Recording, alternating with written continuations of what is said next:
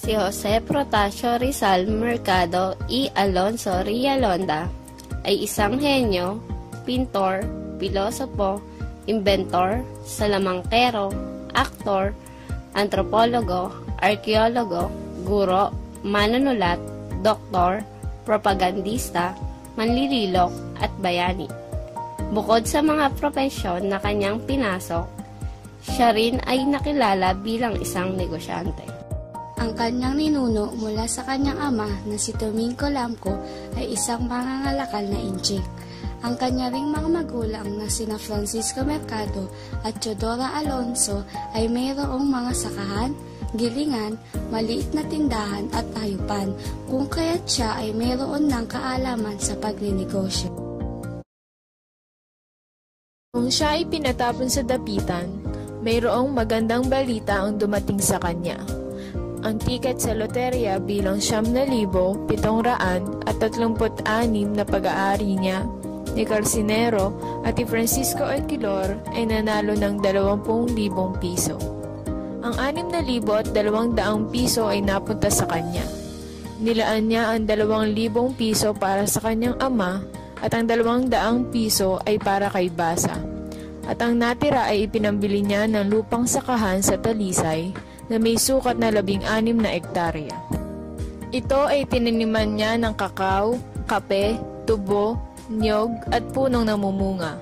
Sumunod nito ay bumili ulit si Rizal ng lupain hanggang nagkaroon na siya ng 70 ektaryang lupa na sakahan na mayroong 6,000 na puno ng abaka, 1,000 puno ng niyog at maraming puno ng tubo, mais, kape at kakao. Si Rizal ay hindi kailanman uminom ng alak at nanigarilyo, ngunit siya ay nahilig sa pagtaya sa loterya. Noong siya ay nanirahan sa Madrid mula 1,882 hanggang 1,885, gumagastos siya ng hindi bababa sa 3 pesetas kada buwan para lamang sa tiket sa loterya. Ayon nga kay Wenceslao E. Retana na isang Kastilang biograper o mananalambuhay, ito lamang daw ang nag-iisang bisyo ng ating pambansang bayani. Si Jose Rizal ay nakisosyo kay Ramon Carrion na isang mangangalakal sa Dapitan noong Mayo 14, 1873 sa industriya ng pangisda, kopra at abaka. Patayo rin siya ng paggawaan ng apog o limestone.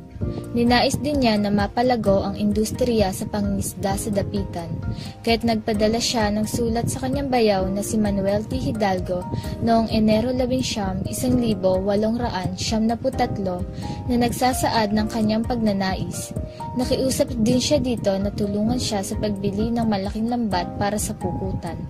Nagpadala din siya ng 2 mangingisda na mula Kalamba na pwedeng magturo sa mga taga-dapitan ng mas magandang paraan ng pangingisda.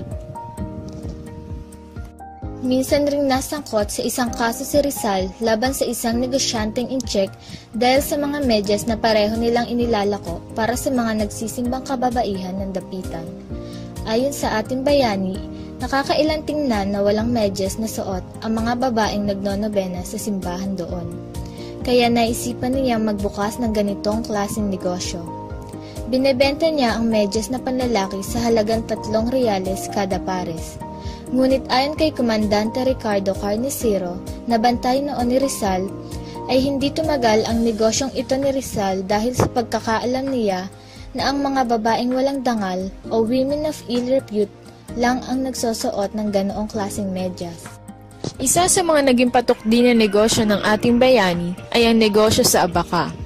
Para mabuwag ang monopolyo ng mga Chino sa dapitan, itinatag ni Rizal ang isang kooperatiba ng mga magsasaka noong ika-1 ng Enero 1875 na naglalayong pagandahin ang mga produktong agrikultura at bigyan sila ng magagandang pagkakataon para maipagbili at makakuha ng salapi sa kani-kanilang mga pangangailangan sa isang tindahan na nagbebenta ng mga pangunahing produkto sa murang halaga. Si Jose Rizal, na ating pambansang bayani, ay hindi lamang iisa ang naging propesyon. Ito ay isang patunay na hanggat may gusto kang gawin, walang makakapigil sa iyo para gawin iyon. Hanggat ikaw ay dedikado sa isang bagay, siguradong magtatagumpay ka dito.